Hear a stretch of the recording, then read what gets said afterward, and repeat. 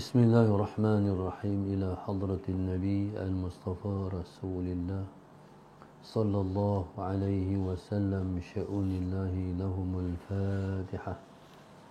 أعوذ بالله من الشيطان الرجيم. بسم الله الرحمن الرحيم.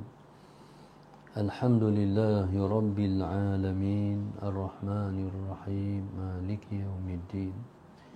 إياك نعبد وإياك نستعين اهدنا الصراط المستقيم صراط الذين أنعمت عليهم غير المغضوب عليهم ولا الضالين آمين.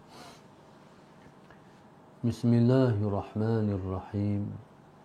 الحمد لله رب العالمين والصلاة والسلام على أبي القاسم الأمين وعلى آله وصحبه أجمعين. قال رب اشرح لي صدري ويسر لي أمري واحلل عقدة من لساني يفقه قولي. سبحانك لا علم لنا إلا ما علمتنا إنك أنت العليم الحكيم. ولا حول ولا قوة إلا بالله العلي العظيم. اللهم صل وسلم وبارك على سيدنا محمد الفاتح لما أغلق والخاتم لما سبق ناصر الحق بالحق والهادي إلى صراطك المستقيم صلى الله عليه وعلى آله وصحبه حق قدره ومقداره العظيم.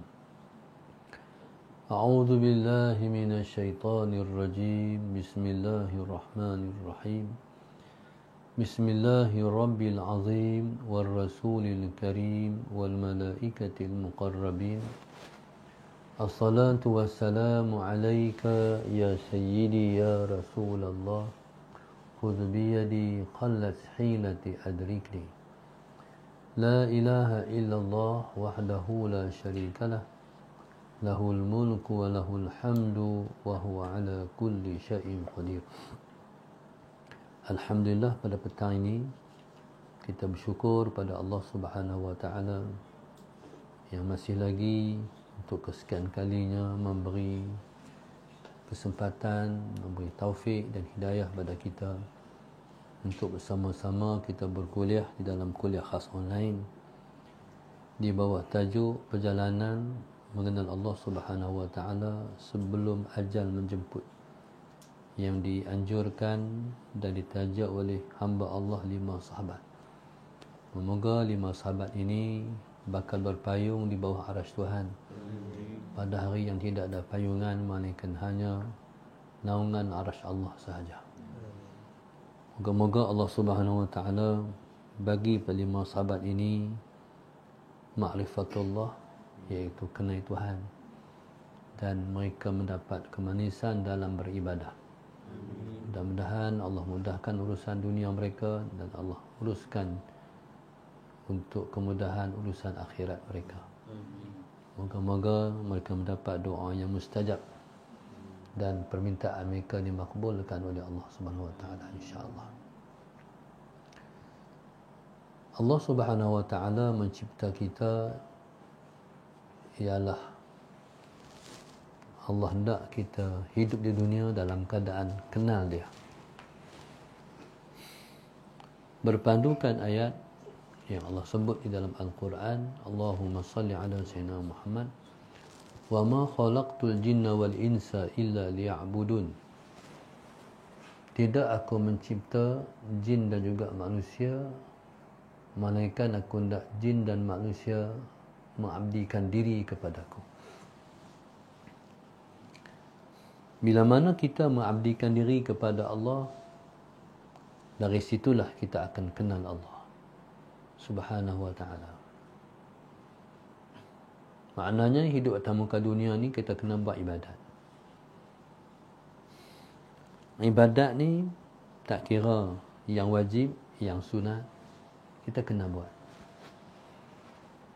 Yang wajib kena buat sungguh-sungguh. Sungguh-sungguh maknanya buat dalam keadaan terbaik. Allahumma salli ala sayyidina Muhammad. Sungguh-sungguh maknanya buat dalam keadaan paling baik. Itu mana sungguh-sungguh. Sungguh-sungguh maknanya kita buat dalam keadaan hati kita penuh keikhlasan melakukan. Allahumma salli ala sayyidina Muhammad. Itu makna sungguh-sungguh. Kalau sembahyang jemaah, kalau sembahyang mesti berjamaah. Jangan lari daripada sembahyang berjamaah. Jangan culas sembahyang jamaah. Dan bila mana kita buat bersungguh-sungguh, bila mana kita terlepas melakukan, kita akan rasa sesal. Itulah makna sungguh-sungguh. Jangan bila mana terlepas, kita tak rasa apa. Tak rasa sesal. Berarti kita masih belum bersungguh-sungguh melakukan ibadat. Sementara yang sunat kita mesti usaha buat. Yang sunat macam mana pun usaha buat. Maka itulah maknanya kita ialah orang yang telah cuba mengabdikan diri kita kepada Allah Subhanahu wa taala. Ini perintah. Kalau larangan, Allahumma salli ala sayyidina Muhammad, yang haram tinggai sungguh-sungguh. Maknanya jangan berani mendekati yang haram. Bukan buat, mendekati yang haram tu tak berani. Dan dalam waktu yang sama, kita usaha meninggalkan yang makruh. Jangan kita biasa melakukan yang makruh. Kemudian dalam perkara harus, macam tidur, macam makan dan sebagainya, usaha jadikan semua benda harus itu jadi ibadat. Harus maknanya kita buat pun tak apa, tak buat pun tak apa. Bila mana kita jadikan yang harus itu ibadat, maknanya kita niatkan dia menjadi ibadat. Sebagai contoh, kita tidur. Jadi niatkan aku tidur ni sebab aku nak menghimpun kekuatan, aku nak buat ibadat. Kalau kita tak larat, kita tak boleh buat ibadat. Jadi kita tidur tu untuk kita nak himpun kekuatan dan kita nak buat ibadat. Maka tidur tu akan jadi ibadat. Kita makan. Kita makan ialah untuk kita kuat buat ibadat. Sama juga. Allahumma salli ala sayyidina Muhammad. Kalau kita tak makan, kita tak larat. Jadi kita makan sebab kita nak melakukan ibadat. Maka jadi pahala lah makan tu. Jadi semua perkara harus kena niat macam tu. Okey. Jadi bila mana kita dalam hidup ni, kita jaga 5 perkara ni. Wajib, sunat, haram, makruh dan harus. Berarti kita telah cuba untuk berjalan kepada Allah. Maknanya, itulah yang dikatakan mengabdi diri. Bila mana kita mengabdi diri kepada Allah Subhanahu wa taala, berarti kita patuh kepada Tuhan kita. Kita patuh kepada Allah. Kita hamba dia, dia Tuhan kita. Kita patuh. Jadi Allah Subhanahu wa taala mencipta kita di dunia ni. Tuhan jadikan kita, Tuhan hendak kita tunduk mengabdikan diri kepada dia. Allahumma salli ala sayyidina Muhammad. Dan sudah pasti kita nak tunduk kepada arahan dan juga larangan Allah ni, kena ada ilmu. Kalau tak ada ilmu, mana mungkin kita tahu dia suruh apa, Mana mungkin kita tahu dia larang apa? Tak tahu. Jadi ilmu kita pelajari sebab kita nak tahu apa perintah, apa larangan. Jadi kita nak tahu perintah, kita nak tahu larangan sebab kita nak patuh. Nah, ni hamba. Itu tujuan hidup atas muka dunia. Maka sebab itu, berdosa besar orang yang hidup atas muka dunia, mereka tidak belajar agama. Tapi bila mana dah sedar, mungkin oleh kerana background keluarga yang tak mentingkat agama, menjadikan kita banyak mengabaikan perkara-perkara agama. Tetapi bila mana kita dah sedar, Allah bagi taufik, Allah bagi hidayah, jadi maafkanlah mak ayah, mereka pun jahil, tak tahu. Jadi bertolaklah daripada kesedaran untuk tidak berlengah-lengah untuk mencari ilmu, mendekatkan diri kepada Allah, nak tahu apa suruhan, nak tahu apa larangan. Kita nak bergelut berjalan. Sebab masa sangat suntuk. Masalahnya kita tak tahu kita akan berangkat bila, kita akan mati bila. Berpandukan tajuk yang diketengahkan pada hari ini, Allahumma salli ala sayyidina Muhammad. Sebelum ajal menjemput, tak tahu nak mati bila. Oleh kerana kita tak tahu bila kita akan mati, Allahumma salli ala sayyidina Muhammad, maka tumpang kekuatan nada sungguh-sungguh. Kita tak tahu, mungkin masa yang menepani kita akan sakit. Kita keuzuran. Kita sibuk. Jadi masa yang ada peruntukkan sungguh-sungguh. Allahu Akbar. Mungkin bila mana kita tak sihat, kita hanya boleh sembahyang fardu saja. Kita tak mampu nak sembahyang sunat. Jadi oleh kerana kita sedang sihat, masih sihat, maka bergelut, jangan tinggal sembahyang sunat dan sembahyang fardu secara berjamaah. Nanti apabila Allahumma salli ala sayyidina Muhammad, saat kita tak boleh buat, ketika itu kita yang konsisten dan istiqamah sembahyang sunat, kita akan dikira oleh Allah bersembahyang sunat sekalipun kita tak boleh sembahyang sunat. Nak ambil ayat tu. Tapi kalau kita waktu sekarang ni kita tak gunakan masa, kita tak menggunakan peluang untuk sembahyang sunat, esok bila kita sakit, pahala tak berjalan. Kita nak waktu kita sakit esok, pahala kita berjalan sebab kita waktu sihat kita buat. Allahumma salli ala sayyidina Muhammad. Maka itulah yang kita artikan dengan perjalanan mengenal Allah. Tuhan ni kita kenal melalui hati. Allahumma salli ala sayyidina Muhammad. Orang kita kenal melalui mata. Bila tengok orang ni, kita kata, ni nama dia ni. Jumpa orang ni, kita kata, dia orang ni. Nama dia apa. Kita kenal orang melalui pandangan. Melalui penglihatan mata kita. Jadi kita kenal orang ni siapa, orang ni siapa, orang ni siapa, orang ni siapa melalui kita melihat. Tetapi Allah Subhanahu Wa Taala kita kenal dia melalui hati. Kita tak mungkin dapat melihat Tuhan di dunia ni. Allahumma salli ala sayyidina Muhammad. Allah Subhanahu Wa Taala hanya akan dapat dilihat di akhirat nanti. Di dunia tak mungkin kita dapat melihat Allah.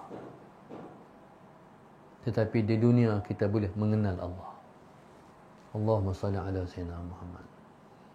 Nak kenal Tuhan ni ibadat kena banyak. Ibadat pula ibadat yang bersertakan dengan ilmu. Kalau ibadat tak ada ilmu tak kenal Tuhan. Mungkin tersesat pula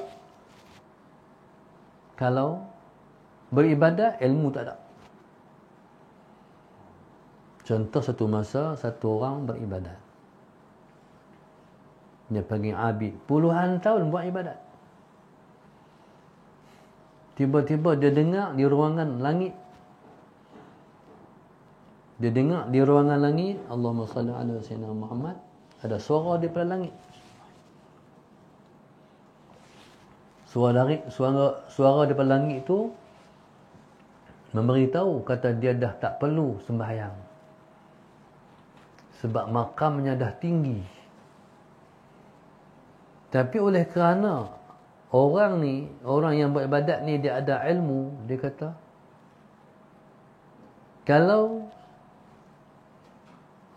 sampai ke peringkat yang tinggi tak payah sembahyang, berarti dia dah keluar daripada syariat.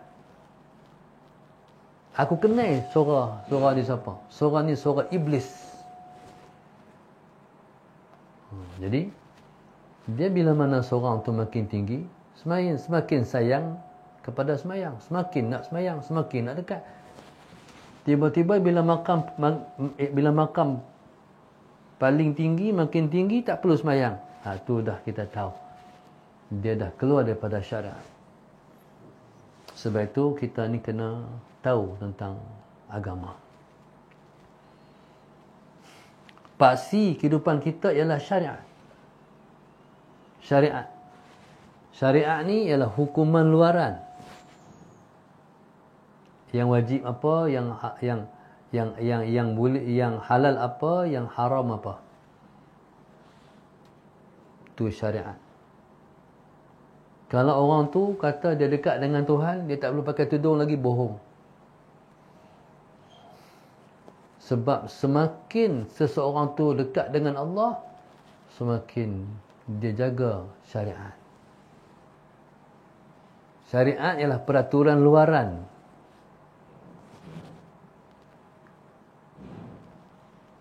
Yang Allah kenakan terhadap hamba-hamba dia.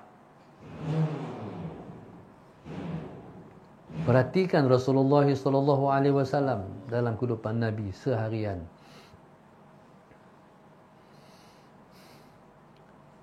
Nabi adalah insan yang paling tinggi dekat dengan Allah. Tidak ada seseorang yang lebih tinggi makamnya di sisi Allah lebih daripada Nabi. Tapi Nabi kita SAW sampai Nabi kita wafat, Nabi bersyariat. Macam mana kita kata, macam mana kita umat kita tak bersyariat? Allahumma salli ala sayyidina Muhammad. Maka dengan kita beribadat konsisten, buat. Dari situlah Allah akan campakkan ma'rifatullah dalam hati kita. Ma'rifatullah bukan usaha. Ma'rifatullah, kenal Allah itu ialah anugerah. Anugerah ni diberi, Allahumma salli ala sayyidina Muhammad, selepas diukur,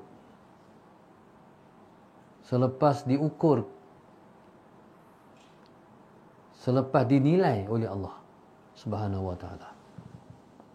Sebab itu, bismillahirrahmanirrahim,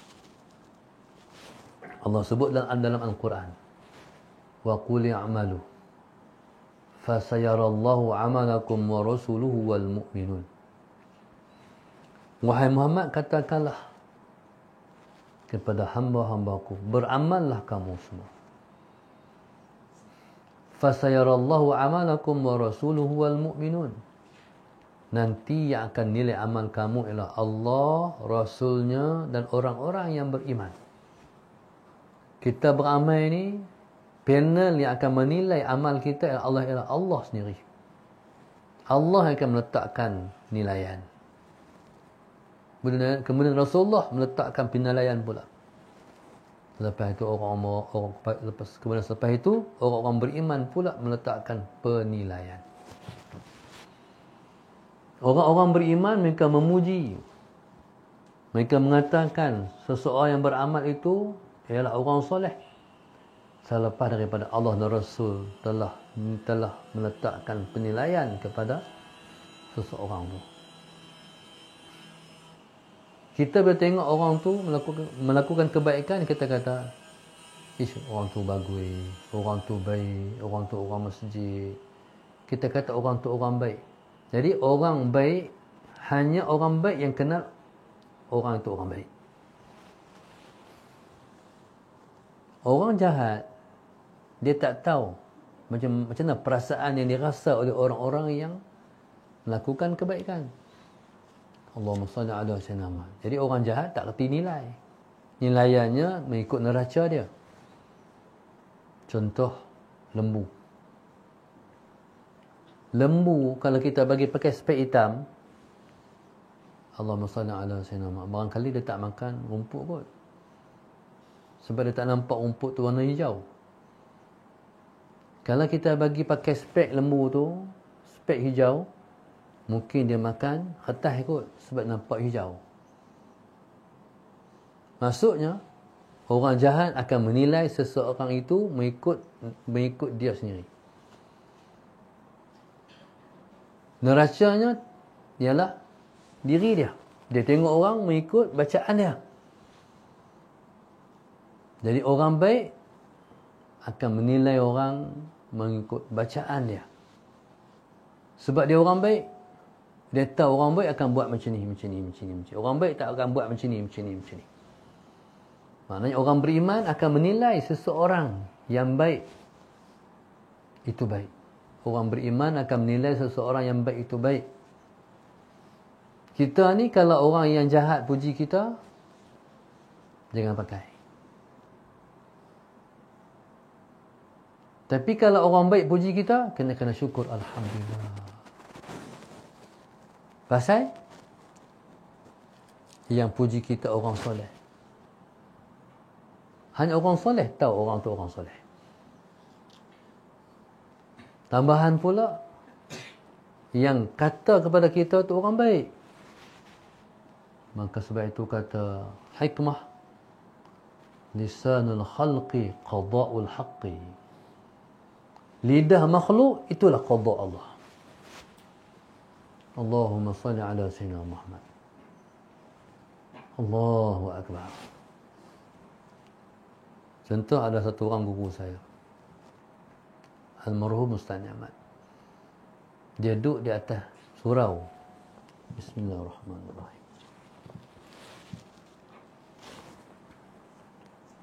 Dan penuhlah orang atas surau, duduk sandar di dinding semua. Tiba-tiba naik satu orang, dia salam. Bila sampai tang Ustaz Ni'mat, dia kata, nak salam dengan ahli syurga. Tu mulut keluar. Nak salam dengan ahli syurga, kata dia. Maknanya ketentuan Allah itu Allah terjemahkan melalui lisan makhluk. Allahumma salli ala sayyidina Muhammad. Okey.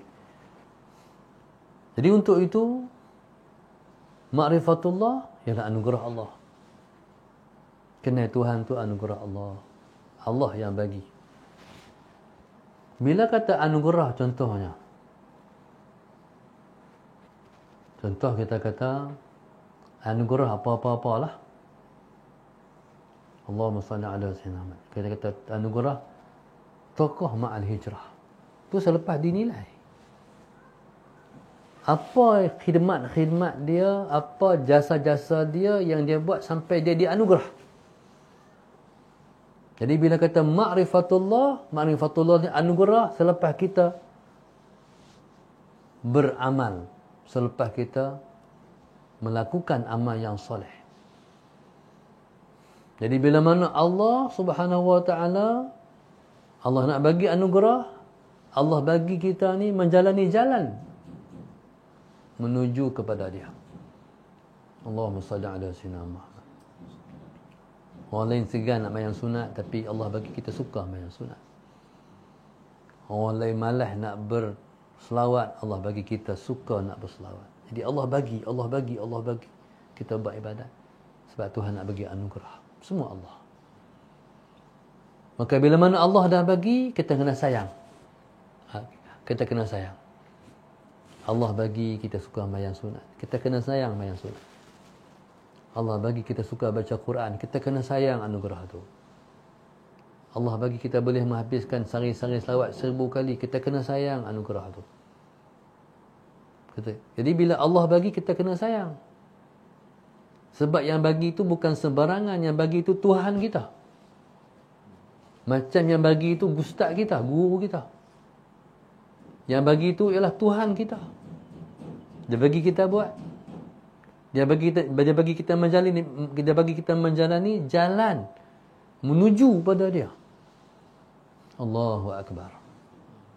Jadi syukuri. Sebab dia nak bagi lebih daripada itu. Kadang-kadang anugerah Allah ni, kita kata kita tak padan. Allah bagi tak padan dengan yang kita buat kadang-kadang. Jadi yang merasai, hanya yang merasai yang mengetahui. Anugerah yang Tuhan buah di hati kita ni, rasa-rasa dengan dia ni. Allahumma salli ala sayyidina Muhammad. Hak dia bagi ni, kadang-kadang kita kata, aku Tuhan bagi yang pertara ni rasa. Aku bukan buat apa aku nak. Aku bukan buat apa pun. Aku bukan buat tara mana pun. Tapi dia bila mana Allah nak bagi, tak ada lah. Hargai. Jadi subhanallah, usahakan kita mendapat ma'rifatullah. Kita usahakan untuk kita akan mendapat ma'rifatullah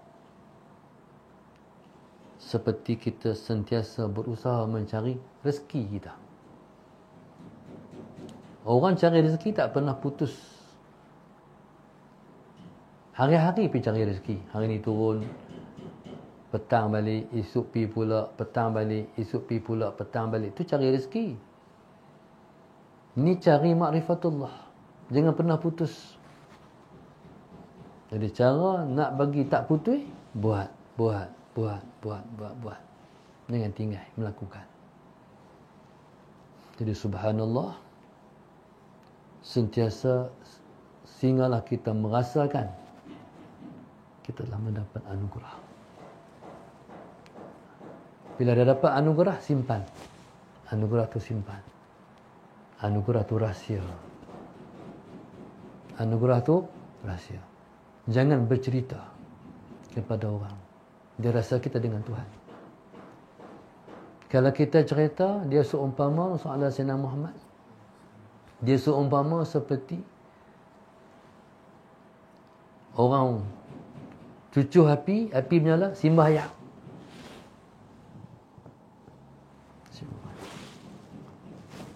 Faham tak? Api menyala, lepas tu kita ambil ayat, kita simbah. Habis, padam. Dia nak mula balik. Bukanlah. Sebab tu siapa simpan rahsia Allah. Jadi kalau kita kata rindu pada Allah, dia akan semakin rindu. Cinta, dia semakin bertambah cinta. Semakin marak cinta. Biar dia terus marak. Kalau nak jadi apa pun jadilah. Ada setengah orang, dia mati sebab tak tahan menanggung cinta. Tak apa. Faham tak? Kuat sangat cinta Allah dalam hati. Tak mampu tanggung, mati. Mati menanggung cinta. Berarti dia mati. Allahumma salli ala sayyidina Muhammad, dipancung dengan pedang Allah. Habis ya? Maknanya itulah impian kita. Kita harap kita mati dalam keadaan iman tengah duk naik. Amin. Jangan kita mati waktu iman tengah duk turun, malas mayang sunat, rasa lemah nak buat ibadat, mati habis kita. Nauzubillah min dzalik. Kita nak kita mati. Bukan sakat iman tengah duduk naik. Kita duduk di makam yakin. Allahumma salli ala Sayyidina Muhammad. Kita duduk di makam tak tahan menanggung cinta kepada Allah. Jadi, maka usahakan mendapat sebelum ajal menjemput. Allahumma salli ala Sayyidina Muhammad. Kuatkan semangat. Jangan bagi lemah semangat. Bukan berpayah pun. Mudah ya, Ustaz sebut tadi. Jaga yang fardu bagi elok. Yang sunat jangan tinggal. Quran kita baca. Zikrullah kita berzikir. Selawat kita berselawat. Jadi semua benda baik kita tahu dah benda baik itu apa, ibadat itu apa. Duha, tahajud, hajat. Jadi kita buat semua. Lebih-lebih lagi duduk. Lebih-lebih lagi duduk dalam pondok. Jadi kita bukan ada dunia lain. Dunia kita pondok kita. Tiba-tiba dalam pondok tak boleh buat. Malang. Malang sangat. Kita kan ada sibuk apa? Sibuk kita beramai mengaji. Kan? Betul tak? Jadi masuk waktu semayang, pergi surau. Masuk waktu semayang, pergi surau. Itu yang rutin kita harian. Jadi itulah pengalaman yang kita lalu. Itulah takdir dan Tuhan tak. Tapi bila mana kita duduk dalam suasana lain, kesibukan kita ialah yang lain. Jadi hujan lagi besar. Maka muslim dan muslimat yang duduk di luar sana, jadi dalam apapun situasi kita, usahakan kita ada satu keazaman yang kuat. Kita ni kalau kita tak sibuk dengan Allah, Allah bagi sibuk dengan dunia.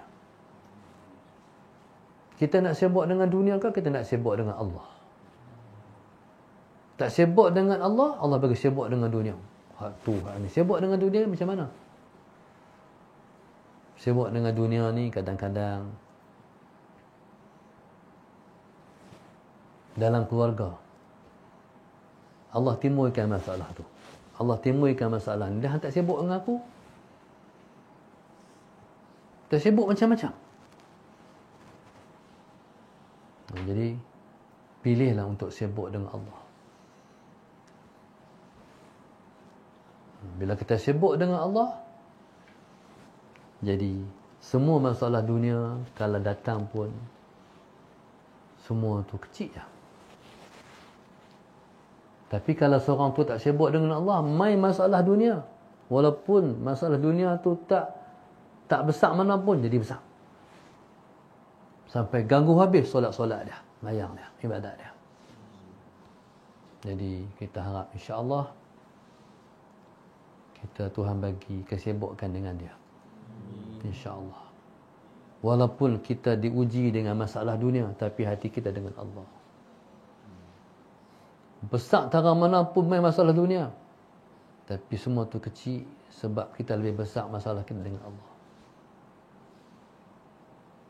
Jadi untuk tu mudah-mudahan sahabat grup 5 sahabat ni Allah bagi mereka kekuatan untuk sentiasa dapat mendekatkan diri pada Tuhan dan laluan untuk sampai pada Allah dimudahkan dan dibuka luas, insya-Allah. Dan kita harap kita sama pun kita juga Allah bagi yang sama. Mudah-mudahan terciptalah hidup kita misi dan visi agung, iaitu untuk menjadi hamba Tuhan, untuk menjadi orang yang merasakan dirinya berada dalam takluk dan kekuasaan Allah Rabbul Izzah, insya-Allah. Yang baik daripada Allah kurang saya sendiri. Assalamualaikum warahmatullahi wabarakatuh. Al-Fatihah. Bismillahirrahmanirrahim. Alhamdulillahirabbil alamin. Iyyaka na'budu wa iyyaka nasta'in. Ihdinas siratal mustaqim, siratal ladzina an'amta 'alaihim ghairil maghdubi 'alaihim waladdallin. اللهم نبر قلوبنا بهدايتك اللهم نبر قلوبنا بهدايتك كما نورت الأرض بنور شمسك أبدا أبدا برحمتك يا أرحم الراحمين ربنا آتنا في الدنيا حسنة وفي الآخرة حسنة وقنا عذاب النار صلى الله عليه وسلم الحمد لله رب العالمين سبحانك اللهم وبحمدك أستغفرك وأتوب إليك بسم الله الرحمن الرحيم